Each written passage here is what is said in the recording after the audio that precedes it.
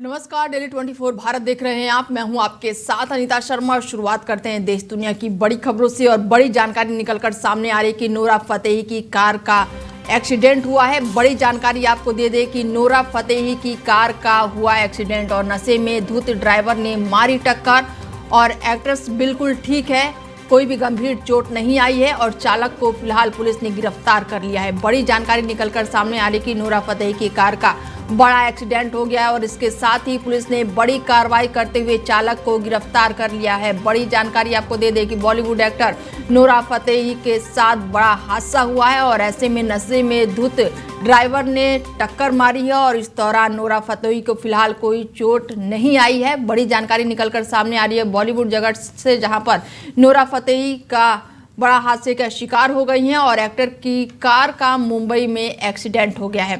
शराब के नशे में धुत एक शख्स ने नोरा की कार में टक्कर मार दी। हालांकि घबराने वाली कोई भी बात सामने निकलकर नहीं आई है।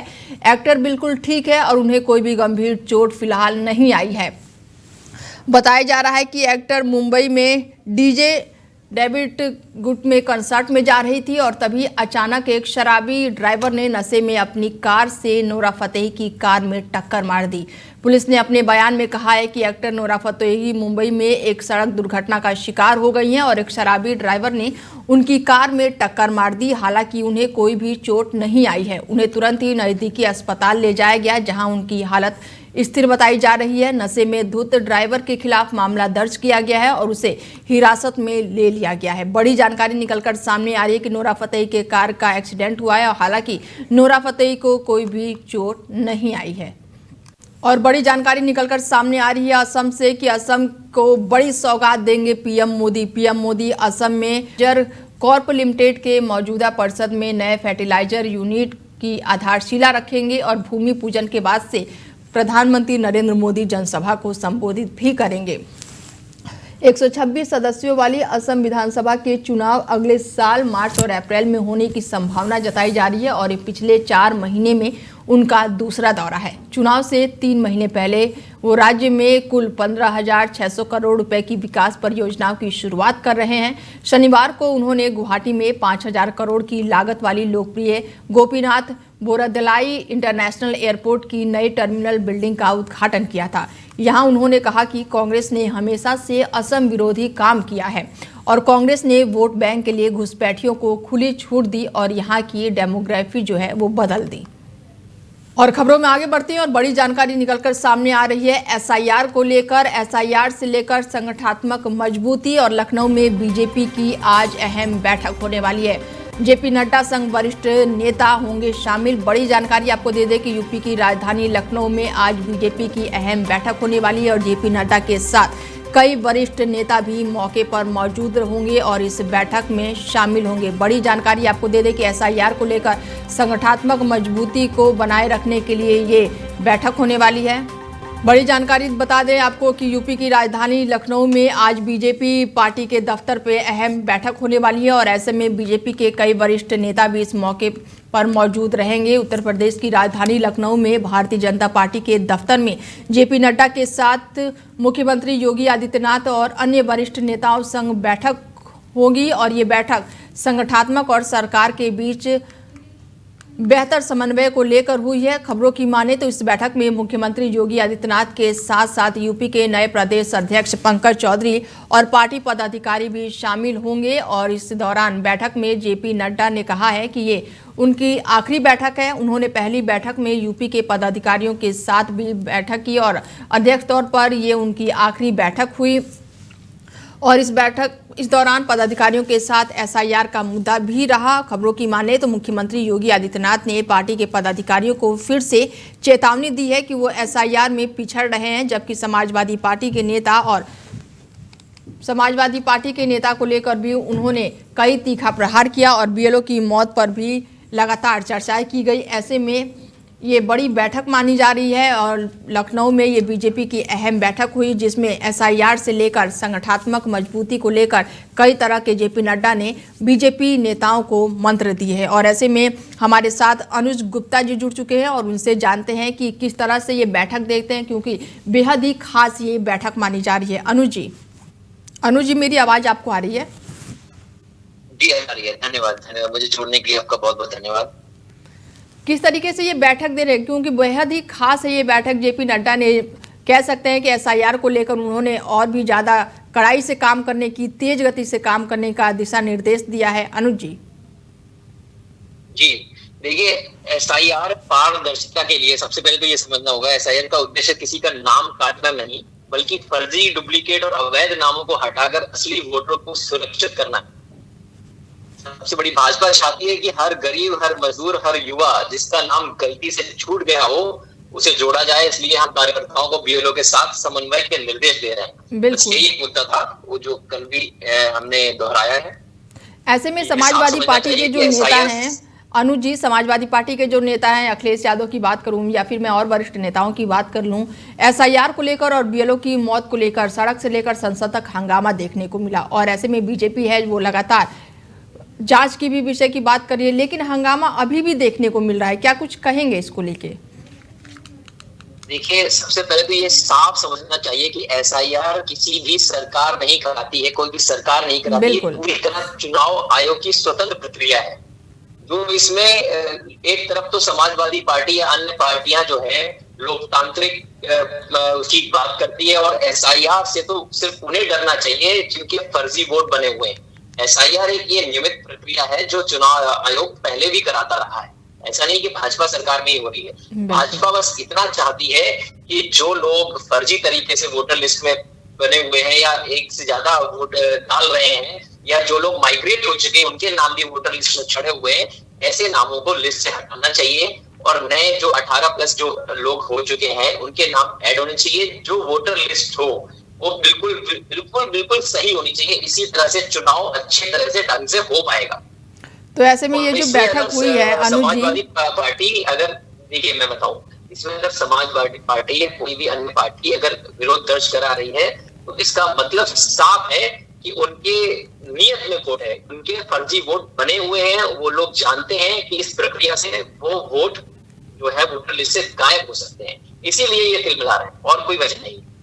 तो ऐसे में जेपी नड्डा के अध्यक्षता में ये अहम बैठक हुई है, तो क्या आने वाले चुनाव में जेपी नड्डा का ये मान सकते हैं कि जीत का मंत्र दिया है उन्होंने?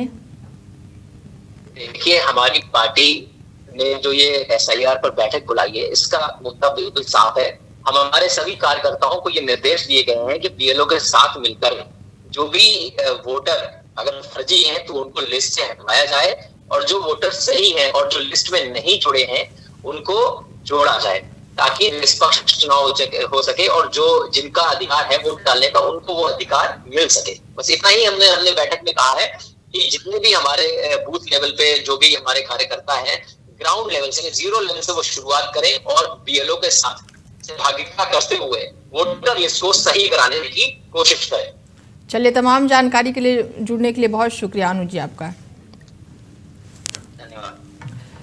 बता दें कि जेपी नड्डा ने पूछा है कि आखिर एसआईआर को लेकर बीजेपी के लोगों को कहां दिक्कतें आ रही हैं, क्योंकि बिहार में तो एसआईआर सही से हुआ। और इस बैठक में कई नेताओं ने ये भी कहा है कि कई जगह सपा समर्थकों ने बीएलओ से सेटिंग करके अवैध और फर्जी लोगों का नाम भी वोटर लिस्ट में जुड़वा लिया है। हो सकता है इसमें अवैध घुसपैठियां भी हो। मुख्यमंत्री योगी आदित्यनाथ ने एक बार फिर से बीजेपी संगठन के सभी बड़े अधिकारियों से एसआईआर पर दिन रात एक एक करके काम करने का आह्वान किया है, और ये भी कहा कि पार्टी के बीएलए समाजवादी पार्टी समर्थक बूथों पर नजर रखें और गड़बड़ी की तुरंत रिपोर्ट करें, क्योंकि अगर एसआईआर सही से नहीं हुआ तो बीजेपी को चुनाव में बड़ी परेशानियों का सामना करना पड़ सकता है। और इस दौरान पंकज चौधरी ने अपने सभी कार्यकर्ताओं से एसआईआर में जुटने को भी कहा। और बड़ी जानकारी निकलकर सामने आ रही है कि लेफ्टिनेंट कर्नल रिश्वत लेते गिरफ्तार, और रक्षा मंत्रालय में तैनात कर्नल को फिलहाल गिरफ्तार कर लिया गया है। और सीबीआई ने 2.36 करोड़ किए हैं जब्त, और प्राइवेट कंपनियों को फायदा पहुंचाते थे पत्नी भी इस मामले में शामिल है। बड़ी जानकारी आपको दे दें कि सीबीआई ने रक्षा मंत्रालय में पोस्टेड आर्मी अफसर की रिश्वतखोरी के आरोप में गिरफ्तार किया है, और उत्पादन विभाग के तैनात लेफ्टिनेंट कर्नल दीपक कुमार शर्मा पर बेंगलोर की एक कंपनी से 3 लाख की रिश्वत लेने का आरोप लगा है। सीबीआई ने दीपक शर्मा के घर से 2.36 करोड़ रुपए भी जब्त किए हैं। सीबीआई ने दीपक शर्मा की पत्नी कर्नल काजल के खिलाफ भी मामला दर्ज किया है। तलाश के दौरान काजल के घर से 10 लाख रुपए भी बरामद किए गए हैं और काजल डिवीजन ऑर्डनेंस यूनिट श्रीगंगानगर में कमांडेंट ऑफिसर हैं और इस मामले में बिचौलिया विनोद कुमार भी गिरफ्तार किया गया है। दोनों 23 दिसंबर तक सीबीआई की हिरासत में रहेंगे। ये मामला 19 दिसंबर को मिली सूचना के आधार पर दर्ज किया गया है। सीबीआई के मुताबिक लेफ्टिनेंट कर्नल रक्षा उत्पादकों के निर्माण और निर्यात से जुड़ी प्राइवेट कंपनियों के साथ मिलकर उन्हें फायदा पहुंचाने की साजिश रचते थे। बड़ी जानकारी आपको दे दें कि सीबीआई ने बड़ी छापेमारी की है और ऐसे में 2.36 करोड़ रुपए जब्त किए हैं और ऐसे में पति पत्नी दोनों की मिलीभगत से ये काम चल रहा था और ऐसे में सीबीआई ने बड़ी कार्रवाई करते हुए फिलहाल छापेमारी की है और करोड़ों रुपए जब्त किए हैं। और बड़ी जानकारी निकलकर सामने आ रही है दिल्ली से। दिल्ली में ईवी पॉलिसी लाएगी सरकार और अप्रैल 2026 से लागू होगी ईवी पॉलिसी।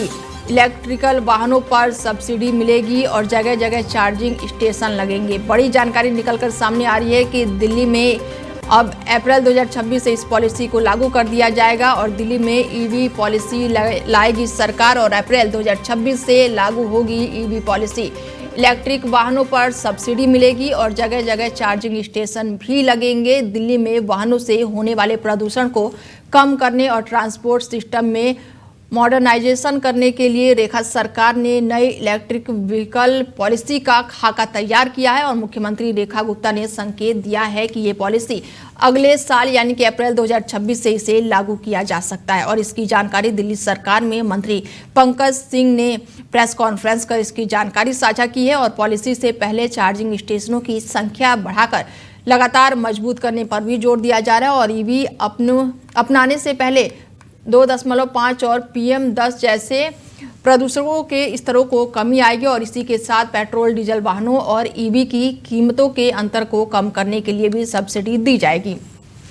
इसके साथ ही ईवी खरीद पर रोड टैक्स और पंजीकरण शुल्क पहले ही समाप्त किए जा चुके हैं और इसके साथ ही पुराने और अधिक प्रदूषण फैलाने वाले वाहनों को हटाने के लिए भी स्क्रैपिंग इंसेंटिव योजना लाई जाएगी। पुराने पेट्रोल या फिर डीजल वाहनों को स्क्रैप करने पर नई ईवी की खरीद में अतिरिक्त आर्थिक लाभ भी मिलेंगे। सरकार ने वाहन निर्माताओं से समय के अनुसार सप्लाई और वॉजिंग कीमतें सुनिश्चित करने को कहा है। पॉलिसी के मसौदा को अंतिम रूप देने के लिए पहले से ही वाहन निर्माताओं को स्क्रैप डीलरों से चर्चा की जा रही है और मसौदा जनता के सुझाव के लिए भी सार्वजनिक किया जाएगा। यानी कि बड़ी जानकारी निकलकर सामने आ रही है कि इलेक्ट्रॉनिक वाहनों पर सब्सिडी मिलेगी।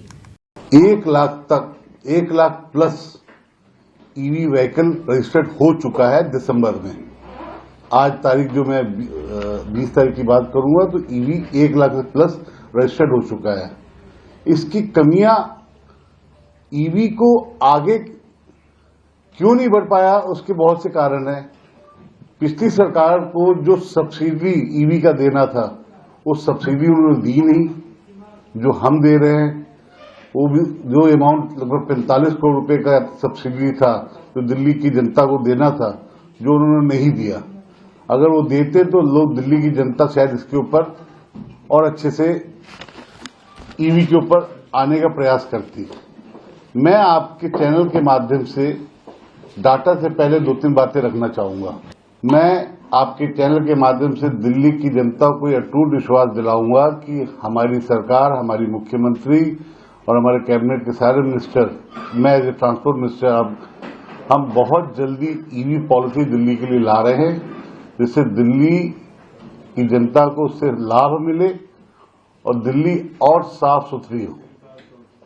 जब से भारतीय जनता पार्टी की सरकार आई तब से अभी तक से 3518 इलेक्ट्रिक व्हीकल बसें चालू हुई और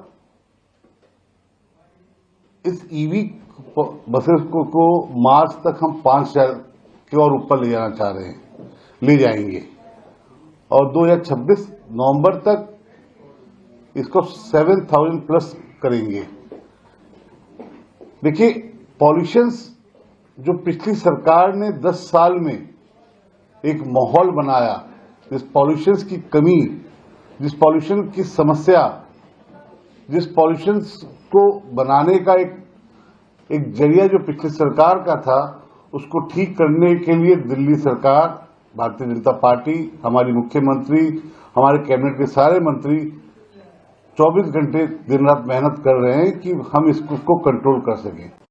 बता दें कि दिल्ली में बढ़ते प्रदूषण से निपटने के लिए सरकार एक बार फिर से बड़े बदलाव की तैयारी में है। मुख्यमंत्री रेखा गुप्ता ने संकेत दिए कि राजधानी में नई इलेक्ट्रिक व्हीकल पॉलिसी अगले फाइनेंशियल ईयर में लागू की जा सकती है। सरकार की ग्रीन वॉर रणनीति के तहत परिवहन क्षेत्र को सबसे अहम कड़ी मानी जा रही है और इसका मकसद है कि दिल्ली की सड़कों पर प्रदूषण फैलाने वाले वाहनों की जगह जीरो एमिशन ईवी लागू करना। और ऐसे में बड़ी जानकारी आपको बता दें कि अब रेखा गुप्ता सरकार नई पॉलिसी लाने वाली है, ईवी पॉलिसी लाएगी सरकार। और ऐसे में खेमचंद्र जी हमारे साथ जुड़ चुके हैं, बीजेपी से हैं, बीजेपी प्रवक्ता हैं और उनसे बातचीत करते हैं और किस तरीके से वो इस पॉलिसी को देखते हैं, क्योंकि इलेक्ट्रिक वाहन का अब सब्सिडी देगी रेखा सरकार। और क्या कुछ लग रहा है कि अब इस पॉलिसी से क्या प्रदूषण में कमी आएगी? खेमचंद जी नमस्कार, जय हिंद।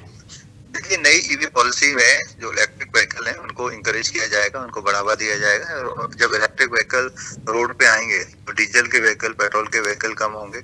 और डीजल और पेट्रोल के व्हीकल से प्रदूषण होता है, हम सब जानते हैं। विशेषकर डीजल के जो पुराने व्हीकल्स हैं वो काफी प्रदूषण में कंट्रीब्यूट करते हैं।